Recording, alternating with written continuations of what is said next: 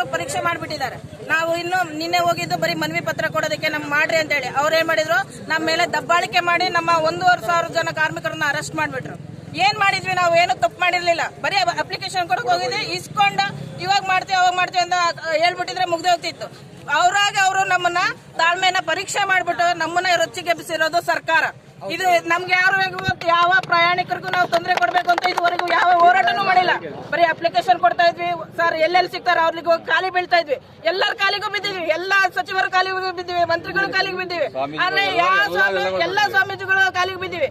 ಎಲ್ಲರೂ ಹೇಳ್ತಾ ಇದ್ದಾರೆ ಸಾರಿಗೆ ನೌಕರರು ಸರ್ಕಾರಿ ನೌಕರ ಆಗ್ಬೇಕು ಅಂದ್ರೆ. ಆದ್ರೆ ಗೌರ್ಮೆಂಟ್ ಇದಕ್ಕೆ ಏನ್ ಮಾಡ್ಕೊಂಡಿದೆ, ಕಿವಿ ಮುಚ್ಕೊಂಡಿದೆ. ಅವ್ರಿಗೆ ಯಾರು ನಮ್ಮ ಸಾರಿಗೆ ನೌಕರರ ಯಾವ ಸಮಸ್ಯೆಗಳು ಅರ್ಥ ಆಗ್ತಿಲ್ಲ.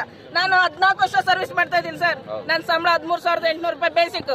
ಅಂದ್ರೆ ಈಗ ಜಾಯಿನ್ ಆಗ್ತಕ್ಕಂಥ P1 ಸಂಬಳ 18,000 ರೂಪಾಯಿ. ನಾನು 12 ಗಂಟೆ 13 ಗಂಟೆ ಡ್ಯೂಟಿ ಮಾಡ್ತಾ ಇದ್ದೀನಿ. ನನ್ನ ಪರಿಸ್ಥಿತಿ, ನನ್ನ ಸಂಸಾರದ ಪರಿಸ್ಥಿತಿ ನನಗೆ ಗೊತ್ತು. ಆ ಮಕ್ಕಳನ್ನ ಬಿಟ್ಬಿಟ್ಟು ಎಲ್ಲೆಲ್ಲ ಬಿಟ್ಬಿಟ್ಟು ಮಕ್ಕಳನ್ನ ಡ್ಯೂಟಿ ಮಾಡ್ತಾ ಇದೀವಿ. ಅದ್ರ ಬಗ್ಗೆ ಯಾರಿಗೂ ಕಾಳಜಿನ ಕರಿಕರಿಲ್ಲ. ಹೆಂಗ ಬದುಕ್ತಾರೆ ಇವರು. ನಾವೊಂಥರ ಮಲತಾಯಿ ಧೋರಣೆಗಳು ಮಕ್ಕಳಿಗೆ. ನಾವು ಮಲತಾಯಿಗಳು ಮಕ್ಕಳಾಗ್ಬಿಟ್ಟಿದ್ವಿ. ಬಿದ್ರೆ ಇರ್ಲಿ, ಸತ್ರೆ ಸಾಯ್ಲಿ ಅನ್ನೋ ರೀತಿ ಸರ್ಕಾರ ನಡ್ಕೊಳ್ತಾ ಇದೆ. ಇದರಿಂದ ನಮ್ಗೆ ಬಹಳ ಅನ್ಯಾಯ ಆಗ್ತದೆ. ನಮ್ಗೆ ಬೇರೆ ಡಿಪಾರ್ಟ್ಮೆಂಟಿಗೂ ನಮಗೂ ಹೋಲಿಸಿದ್ರೆ 40% 50% ಸಂಬಳ ಕಮ್ಮಿ ಬರುತ್ತೆ. ನಮ್ಮ ಸಂಬಳನಾರು ಕೊಟ್ರೆ ನಮ್ಮ ಮಕ್ಕಳನ್ನಾರು ನಾವು ಚೆನ್ನಾಗಿ ನೋಡ್ಕೊತೀವಿ. ನಾವು ಎಲ್ಲ KB ಕೊಟ್ರಿ, ಬೇರೆ ಯಾವ್ದೋ ನಿಗಮಗಳು ಬರೀ ನಿಗಮಗಳು ಅಂತ ಹೇಳ್ಬಿಟ್ಟು ಬರೀ ಯಾವ್ದಕ್ಕಾದ್ರೂ ನಿಗಮಗಳು ಅಂತಾರೆ. ಬೇರೆ ನಿಗಮಗಳು ನಂಗೆ ಡ್ಯೂಟಿ ಮಾಡ್ತಾ ಇದಾವ, ನಮ್ ತರ ಕಷ್ಟ ಪಡ್ತಾ ಇದಾವ? ಇಲ್ಲಲ್ಲ. ಅವ್ರು ಯಾರು ಕೇಳ್ತಾ ಇದಾರ? ಕೇಳ್ದಿಲ್ಲ. ಕೇಳದೆ ಇರ್ತಕ್ಕಂಥ ನಿಗಮಗಳನ್ನ ಹೆಸರು ಹೇಳ್ಬಿಟ್ಟು ಇವರು ನಮ್ಮ ಸಮಸ್ಯೆಗಳನ್ನ ಮುಚ್ಚಾಕ್ತಾ ಇದಾರೆ. ಯಾವ ನಿಗಮಗಳು ಕೇಳಿಲ್ಲ. ಯಾಕೆಂದ್ರೆ ಅವ್ರಿಗೆ ಸಮಸ್ಯೆಗಳಿಲ್ಲ. ಸಮಸ್ಯೆಗಳಿದ್ರೆ ಬಂದು ಕೇಳ್ತಾರೆ. ಹೌದಾ? ಸಮಸ್ಯೆಗಳಿದ್ರೆ ಕೇಳ್ತಾರೆ. ಸಮಸ್ಯೆಗಳು ಇಲ್ಲದ ಇರ್ತಕ್ಕಂಥ ನಿಗಮಗಳನ್ನ ಹೆಸರು ಹೇಳ್ಬಿಟ್ಟು ನಮ್ಮ ಹೊಟ್ಟೆ ಮೇಲೆ ಹೊಡಿತಾ ಇದಾರೆ. ಗೌರ್ಮೆಂಟ್ ನಮ್ಮ ಹೊಟ್ಟೆ ಮೇಲೆ ಹೊಡಿತಾ ಇದಾರೆ. ಅದಕ್ಕಾಗಿ ಹೋರಾಟ ಈಗ ಅವರೇ ಎಬ್ಬರಿಸಿಬಿಟ್ಟಿದ್ದಾರೆ. ನಮ್ಮನ್ನ ಅವರೇ ಎಬ್ಬರಿಸಿದ್ದಾರೆ. ನಾವು ಗೆಲ್ಲವರೆಗೂ ಕೂಡ ಈ ಹೋರಾಟನ ನಿಲ್ಲಿಸೋದಿಲ್ಲ. ಅಲ್ಲಮ್ಮ, ಈಗ ಸಾರ್ವಜನಿಕರಿಗೆ ತೊಂದರೆ ಆಗತ್ತೆ.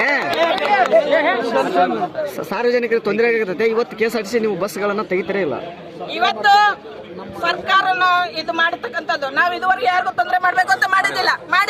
ಒಂದಿನಾರ ಬಸ್ ಬಂದ್ ಮಾಡಿದ್ವಾ? CF ಇದ್ದಾರ ಅಷ್ಟೇ ಹೋರಾಟಕ್ಕೆ ಹೋಗ್ತಾ ಇದ್ವಿ. ಅವ್ರಾಗಾಗಿ ಹೋರಾಟಕ್ಕೆ ಹೋದವ್ರನ್ನ ಹಿಡ್ಕೊಂಡು ನಿಂತ್ರೆ, ಹೋರಾಟಕ್ಕೂ ಅಲ್ಲ ಮನವಿ ಕೊಡಕ್ ಹೋಗಿದ್ದವ್ರನ್ನ ಹಿಡ್ಕೊಂಡು ಅವ್ರು ಗಲಾಟೆ ಶುರು ಮಾಡ್ಕೊಂಡಿದ್ದಾರೆ. ಈಗ ಅವರೇ ಮುಚ್ಚಬೇಕು. ಇಲ್ಲ, ಹರಿಗಳಿಲ್ಲ, ಮದ್ವೆಗಳಿಲ್ಲ. ಇಲ್ಲ, ನಾವ್ ಇದೀವಿ ಅನ್ನೋದು ಮನೇಲಿ ಮರ್ತ್ ಬಿಟ್ಟಾರೆ. ಏನ್ ಸಂಬಳ ಬಂದಾಗ ಹೋಗಿ ಓಡೋದು ಅಷ್ಟೇ. ಈಗ ನಿಮ್ಮ ನಿಗಮ ಮಂಡಳಿಗೆ ನೇಮಕ ಮಾಡಿದ್ರೆ ಇನ್ನು ಬೇರೆಯವರು 16 ಜನ ಎದ್ದು ಕೊಡ್ತಾರೆ ಅಂತ ಹೇಳ್ತಾರೆ.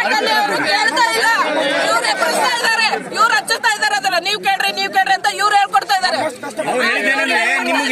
ಅವ್ರು ಹೇಳಿದ್ದೇನೆಂದ್ರೆ ನಿಮಗ್ ಕೊಟ್ರೆ ನಿಮ್ಮಂತ ಮತ್ತೆ 16 ನಿಗಮ ಮಂಡಳಿಯವರು ಎದ್ದು ಕೊಡ್ತಾರೆ. ಅದು ಕೊಡೋದಲ್ಲ ಅಂತ ಅವ್ರು ನಿನ್ನೆ ನಿರ್ಧಾರವಾಗಿ ಹೇಳಿದ್ದಾರೆ. ಸಮಸ್ಯೆ ಇದ್ದಿದ್ರೆ ಅವರು ಇದುವರೆಗೆ ಯಾವ್ದಾರ ನಿಗಮಗಳು ಬಂದು ನಾವು ಸರ್ಕಾರಿ ಕೇಳಿದ್ರ? ಇಲ್ಲ, ಇವ್ರು ಹೇಳ್ಕೊಡ್ತಾ ಇದಾರೆ. ಇವ್ರು ಕೇಳ್ತಾರೆ, ನೀವ್ ಕೇಳ್ರಿ. ಇವ್ರು ಕೇಳ್ತಾರೆ, ನೀವ್ ಕೇಳ್ರಿ ಅಂತ ಇವ್ರು ಹೇಳ್ಕೊಡ್ತಾ ಇದ್ದಾರೆ. ನಿಗಮದಲ್ಲಿ 5,000 ನಮ್ದೇ ಸಾರ್ವಜನಿಕ ಸೇವೆ ಸರ್ವಿಸ್ ಅಂತ ಅಂದ್ಮೇಲೆ ನಮ್ಗೆ ಊಟ ವಸತಿ ಎಸೆನ್ಷಿಯಲ್ ಅಂತ ಅಂದ್ಮೇಲೆ ಸಾರಿಗೆನೂ ಎಸೆನ್ಷಿಯಲ್. ಸರ್ಕಾರ ಆರೋಗ್ಯ ಇಲಾಖೆಯವ್ರು ಏನಾರು ದುಡ್ಡು ತಂದ್ಬಿಟ್ಟು ಗೌರ್ಮೆಂಟ್ ಅವ್ರಿಗೆ ನಡೆಸ್ತಾ ಇದಾರ? ಪೊಲೀಸ್ ಇಲಾಖೆ ದುಡ್ಡು ಕೊಟ್ಬಿಟ್ಟು ನಡೆಸ್ತೈತ? ಶಿಕ್ಷಣ ಇಲಾಖೆಯವ್ರೇನು ದುಡ್ಡು ಕಲೆಕ್ಟ್ ಮಾಡ್ಕೊಂಡ್ಬಂದ್ಬಿಟ್ಟು ಗೌರ್ಮೆಂಟ್ ನಡೆಸ್ತಾ ಇದಾರ? ಆದ್ರೆ ಸಾರಿಗೆ